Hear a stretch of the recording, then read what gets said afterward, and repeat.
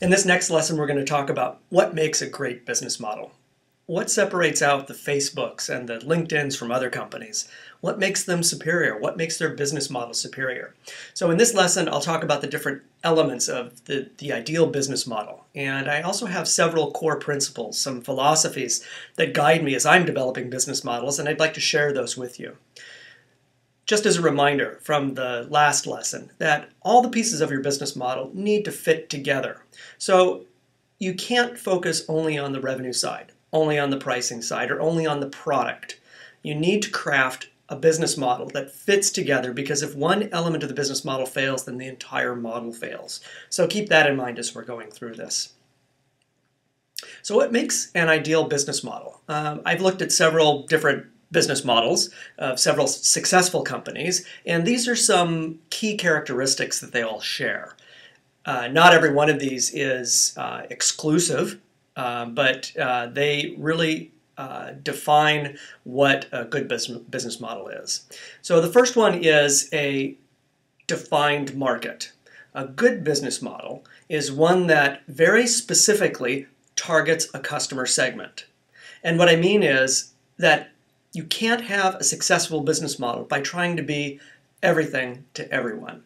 It's very important to identify a market. It doesn't necessarily mean that you need to be a niche market, but it does mean that you need to be able to very specifically explain who the customer is. Because unless you can specifically target that customer, there's no way that you can figure out what sort of acquisition method you'll need for that customer. So by defining your market, whether it's business or consumer, whether it's 25-year-olds or 50-year-olds, whether it's a vertical market that's geared towards the medical device industry or some other generic social media network, you need to be very specific about what it is that you're developing for who. The next thing that makes an ideal business model is one that has low capital requirements. So some software as a service company, web-based companies that rely on subscription revenue are very successful, but they are very capital intensive. So what that means is that they expect the customer lifetime value of those businesses to be years. And that means that they can afford to spend a significant amount of money up front to acquire those customers. And those customers, over a period of time, 1 year, 2 years, 3 years, will pay back that initial acquisition cost. So that in years 4, 5, 6, and so on, it's pure revenue. So the ideal business model, though, is one that doesn't require a significant amount of capital to get in. So if you are planning on raising venture capital, then it is possible for you to have an acquisition model that's very expensive up front. But if you're like most businesses, most small businesses, don't go the venture capital route. Most are bootstrapped, they're self-funded, or they get a small amount of angel money, or maybe friends and family money. That takes them only so far. So if you're planning on developing the next Facebook, the next big social media platform, it doesn't quite fit that characteristic, and you'll need a significant amount of capital to get there. Another common characteristic of great business models is that there's a high margin. So it means that the cost of delivering that service is significantly less than high revenue.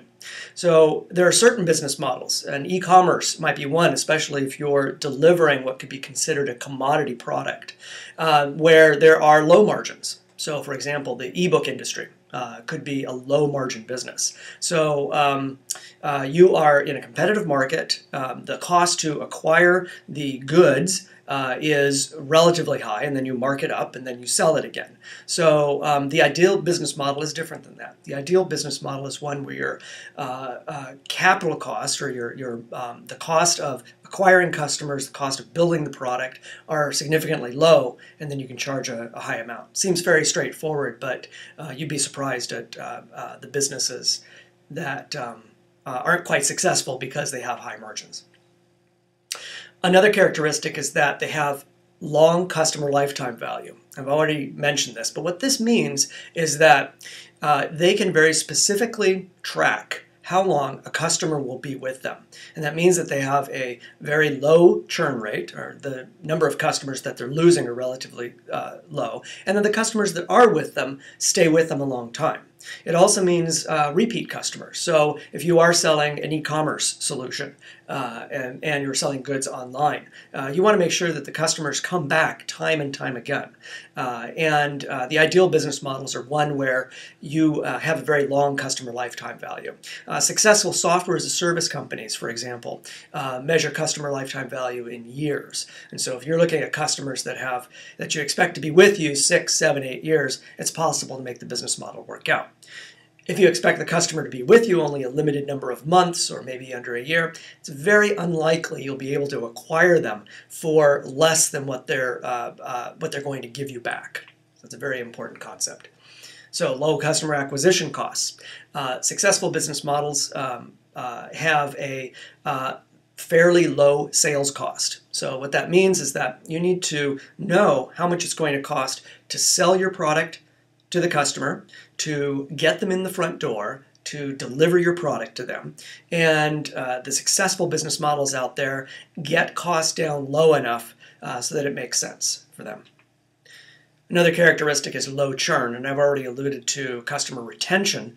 This is an actual number that you need to know for your business. How many customers out of every year or every month are you losing? Because, of course, the value of a customer is very high once you've spent the amount of money to acquire them, whether it's through paid search or even organic search that you've built up over time through SEO. The cost to replace that customer is very high. And so you'll want to make sure to minimize the amount of churn that's going through your business. So as I'm developing business models, as I'm talking with companies and startups about their business model, I have some underlying principles, some core beliefs that I have. And my number one belief is that a product is not a business. So the best business and the best business model combines a great product and a good model that works. So Facebook or the iPhone wouldn't be the hits that they are today without a scalable business model behind them. So you can create a social media platform, or you can create an MP3 player or a phone. And if you don't have the business model behind it, it's going to be another Me Too product, and it won't nearly be as successful. So another principle that I have is you need to keep the business model and pricing model simple. And this is for a number of reasons. For one reason, it keeps your clarity of thought. You're able to discuss it, you're able to work through it, you're able to test the model. But beyond that, if your business model is too complicated, if it's too complicated for investors to understand, if it's too complicated for employees to understand, if your pricing model is too complicated for customers to understand, it's going to make life more challenging for you. So I really counsel businesses to keep their business model very simple, keep their pricing structure very simple, make it easy to understand. I've seen too many businesses that make it too complicated and customers are just confused by the whole thing. Another principle that I have is that your assumptions are probably wrong. Maybe many of them are right. It's very possible that you're building a business, you're basing it off of your gut, you're basing it off of a few initial customers, and some of those assumptions may very well be true. But my underlying principle is that your assumptions are probably wrong. And it's only when you get the product into your customers' hands or you start to engage customers that you'll find out the truth. I am continually surprised at what I think to be true. And then I get out and test it, and it turns out to be opposite of my assumption. And I've talked to a number of founders that the same thing holds true. The only way that they find out the truth about their product, the truth about the business model, is by getting out and engaging customers. And another common characteristic of great entrepreneurs is that they understand that it's okay to fail.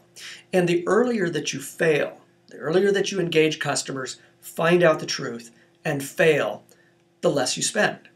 It's when you start to develop your product. It's when you actually get a designer on board and start to build it. When you hire your first couple of engineers, it becomes much more expensive. And then every sprint or every development cycle beyond that becomes extremely expensive. So you want to try to minimize that expense as much as possible. Get it out into customers' hands. Get your concept into customers' hands as early as possible and find out the truth. Another principle that I have is that something in your business model needs to be innovative. And a lot of people think about innovative products as maybe a really interesting feature that they have built into their product.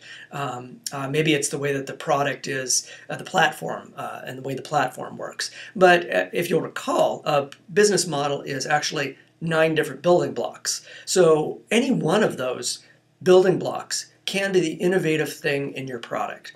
Now, I've worked on a number of products where we made pricing that innovative thing.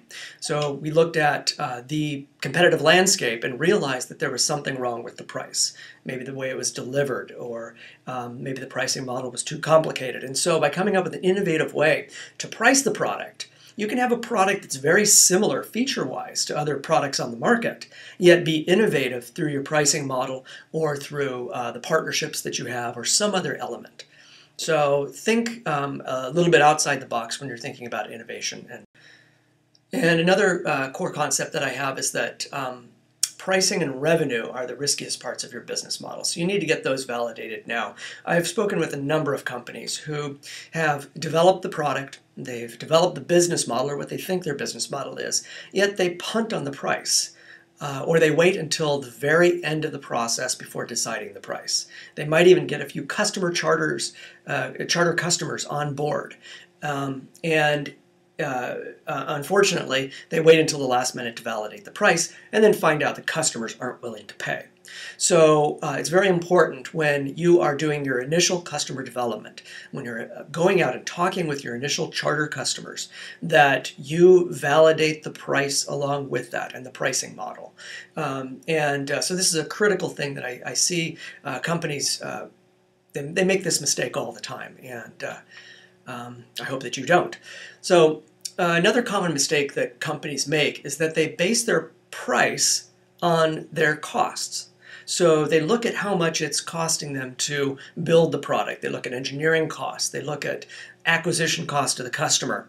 Well, the truth is that customers don't care about how you arrive at that price. The only thing that matters is whether the price solves a problem. And that problem is, you solve that problem through the value that they place on your product. And value is very perception based. So if you are developing a product, you may be surprised at what price customers place on that product. And so again, you need to be basing your price on the value to customers, not your costs. And my last principle to you is be flexible. The best entrepreneurs test and innovate and iterate their business model multiple times before they hit on the right one. And again, the sooner that you're doing that, the sooner that you're iterating it, the less it's going to cost, and the faster you'll get to market. And so I hope that some of those tips help a little bit, and we're going to be putting them to practical use later on in the course. So thank you very much for listening, and we'll see you in a few minutes.